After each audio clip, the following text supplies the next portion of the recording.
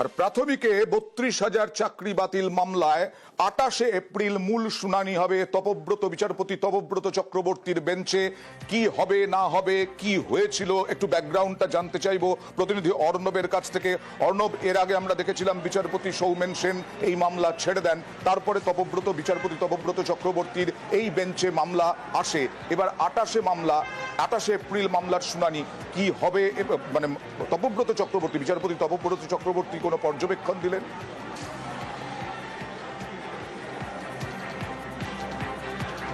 বিচারপতি Tapabrata Chakraborty division bench জানিয়েছে এই মামলা ২৮শে এপ্রিল থেকে পুরোদস্তুর শুনানি শুরু হবে। আচ্ছা। এবং ৩২,০০০ চাকরি বাতিল মামলা মূলত প্রাথমিকে ২০১৪ টেট থেকে ২০১৬ নিয়োগ প্রক্রিয়ায় ৪২,৯৪৯ জনের প্যানেল প্রকাশিত হয় এবং তার মধ্যে থেকে পরোক্ষ প্রত্যক্ষভাবে প্রায় ৩৬,০০০ প্রাথমিক শিক্ষক যারা এই মুহূর্তে রাজ্যের বিভিন্ন প্রাথমিক বিদ্যালয়ে চাকরি করছেন, কাজ করছেন, তাদের চাকরির ভাগ্য এই মামলার সঙ্গে জড়িয়ে রয়েছে।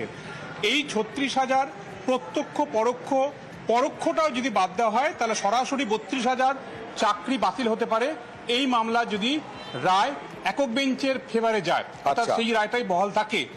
এই জায়গায় মূল পর্বের শুনানির জন্য তাই কৌতূহল এই এসএসসি ২৬,০০০ চাকরি বাতিলের রায় আসার পর এই মুহূর্তে সিঁদুরে মেঘ এই প্রাথমিকের নিয়োগ প্রক্রিয়া নিয়ে, তাই সেদিকেই কৌতূহল এই মুহূর্তে প্রত্যেকের। এবং শেষমেশ তুমি যেমনটা বললে, কিছুদিন আগেই ব্যক্তিগত কারণ দেখে বিচারপতি সৌমেন সেন প্রিজাইডিং জজ ডিভিশন বেঞ্চের তিনি এই মামলা থেকে সরে দাঁড়ান এবং তারপর মামলাটা সেই দিনই প্রধান বিচারপতি টি.এস. শিবাগদনম বিচারপতি তপব্রত চক্রবর্তী ডিভিশন বেঞ্চে সেটাকে অ্যাসাইন করা হয়, নির্দিষ্ট করা হয় শুনানির জন্য। সার্কিট বেঞ্চে থাকার কারণে কলকাতা হাইকোর্টে বিচারপতি তপব্রত চক্রবর্তী গত সপ্তাহ থেকে বসতে শুরু করেছেন। আজকে বিষয়টি দৃষ্টি আকর্ষণ হলো এবং চূড়ান্ত পর্বের শুনানি শুরু হবে আগামী সোমবার থেকে ২৮শে এপ্রিল থেকে সেটা নির্দিষ্ট হল। দেখা যাক ২৮শে এপ্রিল থেকে শুনানিতে কি উঠে আসে, ৩২,০০০ চাকরি বাতিল মামলার ভবিষ্যৎ কি হয়।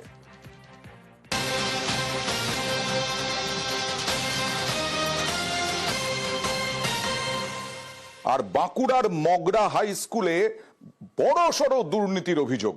প্রধান শিক্ষক এবং স্কুল পরিচালন সমিতির সভাপতির বিরুদ্ধে ৫২ লক্ষ টাকা এই মগরা হাই স্কুলে যারা উন্নয়নের জন্য টাকা রাখা হয়েছিল, সেই উন্নয়নের ৫২ লক্ষ টাকা তছরূপের অভিযোগ। বিক্ষোভ দেখালেন অভিভাবকরা।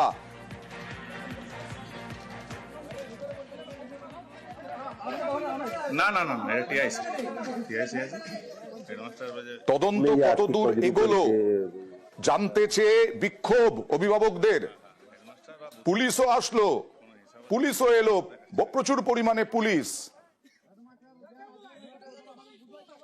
স্কুলে যে আর্থিক তজরুপের যে এটা আমরা এর আগের বারে বিক্ষোভ করেছিলাম, দেখছি যে বিক্ষোভ করার পরেও আমরা কোনো এটার মানে সঠিক সিদ্ধান্ত আমরা দেখতে পাচ্ছি না। কোনো কাজ যে উন্নয়ন হচ্ছে বা একদিন মাপের কাজ হলো তারপর থেকে আর কোনো খোঁজ খবর নেই। আগে এই স্কুলের এত উন্নতি ছিল, স্কুলে পড়াশোনা আমি করেছিলাম, এত ভালো স্কুল ছিল। আমি চাই স্কুলটার মানে উন্নতি হোক। বিডিও সাহেব, ডিএম সাহেবকে, এসডিও সাহেবকে আমরা যথারীতি লিখিত আকারে পাঠাই। এসডিও সাহেব পরে ক্ষেত্রে আমরা খবর পাই যারা এই টাকা তজরুপ করেছে তাদের বিরুদ্ধে এফআইআর করেছে। আমরা খবর নিই যে এফআইআর হয়েছে, তাহলে ওরা তো নিশ্চয়ই অ্যারেস্ট হবে। আমরা যথারীতি দেখছি তারা দিনে দুপুরে গোটাই এলাকায় ঘুরে বলছে, অথচ তারা অ্যারেস্ট হচ্ছে না। অভিভাবকরা কি মনে করছেন, এর পেছনে কতটা চক্রান্ত আছে, কারা কাজ করছে? সরাসরি চলে যাব প্রতিনিধি প্রিয়ব্রতর সঙ্গে কথা বলবো। প্রিয়ব্রত, দেখো, যেভাবে এই মগরা হাই স্কুলে উত্তপ্ত হয়েছে, এর আগেও কিন্তু উত্তপ্ত হয়েছিল। কেননা গত এক মাস আগে যখন মার্চ মাসের 19 তারিখ এখানে বিক্ষোভে সামিল হয়েছিল তালা বন্ধ করে অভিভাবকরা, তখন তারা দাবি করেছিলেন এই যে ৫২ লক্ষ টাকা যেটা ২০১৯ সাল থেকে স্কুলের তহবিলে জমা রয়েছিল, সেই টাকা গেল কোথায় এবং এই টাকা আত্মসাৎ করতে পারে। কেননা জয়েন্ট অ্যাকাউন্ট রয়েছে স্কুলের প্রধান শিক্ষক এবং পরিচালন সমিতির সভাপতি, তারাই একমাত্র আত্মসাতের সঙ্গে যুক্ত। তাদেরকে ব্যবস্থা নিতে হবে এবং টাকা ফেরতের ব্যবস্থা করতে হবে। কেননা স্কুলের পরিকাঠামো উন্নয়নের জন্যই এই ৫২ লক্ষ টাকা এসেছে বিভিন্ন বছর বিভিন্ন খাতে। কখনো স্কুলের বিল্ডিং তৈরি করা, কখনো ক্লাসরুম তৈরি করা, কখনো প্রাচীর তৈরি করা, কখনো ইলেকট্রিসিটির টাকা দেওয়ার জন্য, কিন্তু সেই কাজ না হয়ে এই টাকা আত্মসাৎ হয়েছে এমনটাই অভিযোগ তুলে সামিল হয়েছিলেন। তার পরবর্তীকালে এক মাস কেটে এই প্রধান শিক্ষক কি বলছেন, যার বিরুদ্ধে অভিযোগ তিনি কি বলছেন? দেখো তিনি তারপর থেকে কিন্তু গা ঢাকা দিয়েছেন এবং তিনি বলছেন তার চিকিৎসার কারণে বাইরে রয়েছেন। এর পাশাপাশি যে পরিচালন সমিতির সভাপতি তার বিরুদ্ধে অভিযোগ উঠছে, তিনি কিছুই বলতে চাইছেন না ক্যামেরার সামনে। এক্ষেত্রে বারবারই ডিআই এর বিরুদ্ধে একটা চাপ সৃষ্টি করার, যে জেলার যে শিক্ষা দপ্তর তার বিরুদ্ধে চাপ সৃষ্টি করা, মূলত তার কারণেই আজকে স্কুলের গেটে বিক্ষোভ দেখানো হয়, তালা বন্ধ করে দেওয়া হয়। আদৌ কতটা প্রভাবশালী, এর বিরুদ্ধে ব্যবস্থা নেওয়া হয় কিনা? মানুষ তো বলছেন, অভিভাবকরা বলছেন, প্রধান শিক্ষক, পঞ্চায়েত, স্কুল পরিচালন সমিতির সভাপতি ঘুরে বেড়াচ্ছেন আর বলছেন বাইরে চলে গেছেন। ওই সমস্যা মানে সবচেয়ে বেশি সমস্যা হচ্ছে হাতে কোনো টাকা পয়সা নেই। বেঞ্চ ভেঙে গেছে, আমি বিডিওকে দরখাস্ত করেছি, বিডিও সঙ্গে সঙ্গে এসডিও কে ফরওয়ার্ড করেছি, আমি ডিআই কে জানিয়েছি, ডিআই বলছে দেখছি, কিন্তু এখনো পর্যন্ত বেঞ্চের কোনো সুরাহা হয়নি। আজকে আমরা যখন যথারীতি 10:30 থেকে 35-এর মধ্যে ঢুকছে মাস্টারমশাই, তখন দেখছি গেটে তালা, অভিভাবক একটা ফেস্টুন বাইরে টাঙানো ছিল মনে হয়, আর পুলিশও এসেছেন। ওনারা আমার এখানে জানতে চেয়েছিলেন ওই টাকাটা অ্যাকাউন্টে ঢুকেছে কিনা। আমি বললাম যে আয়ও বলেছেন টাকা ঢুকেছে, আমি কিন্তু এখনো লিখিত কোনো তথ্য পাইনি।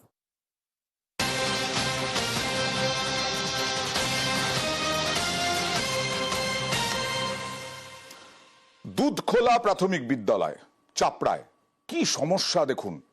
প্রধান শিক্ষিকা আছেন, স্থায়ী শিক্ষক, দুজন পার্শ্ব শিক্ষক। তার মধ্যে প্রধান শিক্ষিকার সঙ্গে ঝামেলায় স্থায়ী শিক্ষক জেলে চলে গেছেন, আর পার্শ্ব শিক্ষকরা আন্দোলনে নেমেছেন, যার ফলে এই স্কুলটাতে পুরোপুরি পরীক্ষা, পড়াশোনা বন্ধ। প্রধান শিক্ষিকা কোথায়? প্রধান শিক্ষিকা আসছেন না। এবার অভিভাবকরা কি বলছেন দেখুন। দুজন স্থায়ী শিক্ষক আর 3 জন প্যারা টিচার ছিল। ওরা নিজেদের মধ্যে গন্ডগোল করেছে, করে একজন পুলিশে তুলে নিয়ে গিয়েছে, প্রধান শিক্ষিকাকে অন্য স্কুলে বদলি করেছে। বাড়ি যাচ্ছি বাচ্চা নিয়ে। তো এখন এই স্কুলে অবশ্যই টিচার, শিক্ষিকা, শিক্ষক দরকার। কোনো স্যার নেই এখানে, না ক্লাস হচ্ছে না, স্যার নেই, ওই জন্য বাড়ি। আজকে পরীক্ষা হওয়ার কথা ছিল, পরীক্ষা হচ্ছে না, ওই জন্য আমি সব নিয়ে এসেছি, কিন্তু পরীক্ষা হচ্ছে না, স্যারও নেই, ম্যাডামও নেই, কেউ নেই, ওই জন্য বাড়ি নিয়ে চলে যাচ্ছি। আজকে কি স্কুলে ক্লাস হচ্ছে না? কেন? আজকে কোনো স্যার আসেনি, তার জন্য ক্লাস হচ্ছে না। সরাসরি চলে যাব প্রতিনিধি সমীরের কাছে। সমীর, কতজন পড়ুয়া এখানে এবং এসআই, ডিআই তারা কি বলছেন? পরিষ্কার বুঝতে পারলাম কেন বন্ধ পড়াশোনা, এরকমই থাকবে। 96 জন পড়ুয়া রয়েছে স্কুলে, ক্লাস 1 থেকে 5 পর্যন্ত। এবং এই বিষয়ে কিন্তু ইতিমধ্যেই যে নদিয়া জেলার প্রাথমিক শিক্ষা সংসদের সভাপতি, তিনি ব্যবস্থা গ্রহণের আশ্বাস দিয়েছেন এবং তিনি বিষয়টার সাথে জানেন। তবে এই যে সমস্যার সূত্রপাত কয়েকদিন আগে, ওই স্কুলে মোট 5 জন শিক্ষক, তার মধ্যে 2 জন স্থায়ী শিক্ষক, 3 জন পার্শ্ব শিক্ষক। এই 2 জন স্থায়ী শিক্ষকের মধ্যে প্রধান শিক্ষিকার সাথে সহকারী শিক্ষকের একটা ঝামেলা হয় এবং এই প্রধান শিক্ষিকা থানায় অভিযোগ করেন। তার পরিপ্রেক্ষিতে ওই শিক্ষক গ্রেপ্তার হন এবং এই ঘটনার পরিপ্রেক্ষিতে একটা জনবিক্ষোভ তৈরি হয় এবং সেই কারণে প্রধান শিক্ষিকা স্কুলে আর আসছেন না। আবার আজকে থেকেই সারা রাজ্য জুড়ে পার্শ্ব শিক্ষকরা ধর্মঘটে নেমেছেন। তাদের সামিল হয়েছেন ওই স্কুলে 2 জন পার্শ্ব শিক্ষক। এর ফলে মাত্র 1 জন পার্শ্ব শিক্ষক ওই স্কুলে গিয়েছেন, যার পক্ষে এই 5টা ক্লাসের কিন্তু পঠন করানো সম্ভব নয়। আজকে ওই স্কুলে পরীক্ষা ছিল, পড়ুয়ারা যথারীতি স্কুলে যায় পরীক্ষা দেবে। প্রাথমিক শিক্ষা সংসদের সভাপতি তিনি আশ্বাস দিচ্ছেন, তিনি দেখবেন বিষয়টা যত দ্রুত সম্ভব দেখুন। আমাদেরও অনুরোধ, কারণ এই যে পড়ুয়া বাচ্চা তারা শিক্ষা থেকে তো অবহেলিত হচ্ছে। আমাদের বেতন বৃদ্ধি করছে না, এই জন্য আমাদের ধর্মঘট, সেই ধর্মঘটে আমরা সবাই সামিল হয়েছি। আমাদের স্কুলে 2 জন স্থায়ী শিক্ষক আছেন, ব্যক্তিগত সমস্যার জন্য প্রধান শিক্ষকের নামে কেস করেন, ওই শিক্ষককে পুলিশ অ্যারেস্ট করে নিয়ে যায়। ইতিমধ্যে ডিআই সাহেব প্রধান শিক্ষিকা মহাশয়কে অন্য স্কুলে ট্রান্সফার করেছে। এই মুহূর্তে আমাদের স্কুলে কোনো স্থায়ী শিক্ষক নেই। ডিআই সাহেবের কাছে অনুরোধ করব আমাদের স্কুলে যাতে অবিলম্বে 2 জন শিক্ষক দেওয়া হয়। হেড টিচার যিনি ছিলেন, আমরা হেয়ারিং একটা নিচ্ছিলাম যেদিন, সেদিন 3 জন প্যারা টিচার ছিলেন, এসআইএস ছিলেন। গ্রামবাসীদের একটা মাস পিটিশন ছিল, তাতে উনি ওইখানে যেন আর না যান এরকম একটা দাবি ছিল, গেলে পরে সমস্যাটা বেড়ে যাবে ওই মাস্টারমশাইয়ের বিরুদ্ধে অভিযোগ করার কারণে। তা আমরা তখন এসআইএস সঙ্গে বসে আলোচনা করে নিয়েছিলাম যে ইমিডিয়েট আমরা এখানে পাশের স্কুল থেকে টিচারকে আপাতত দিয়ে আমরা স্কুলটা স্মুথ রানিং করিয়ে দিতে পারবো আগামীকাল থেকেই।